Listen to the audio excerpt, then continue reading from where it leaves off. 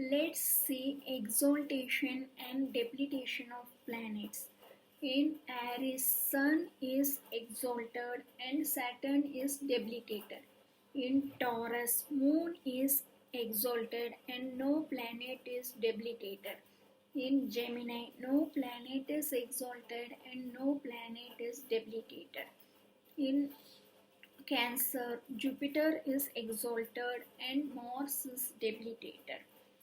In Leo, no planet is exalted and no planet is debilitated. In Virgo, Mercury is exalted and Venus is debilitated. In Libra, Saturn is exalted and Sun is debilitated. In Scorpio, Moon is debilitated and no planet is exalted. In Sagittarius, no planet is exalted and no planet is debilitated.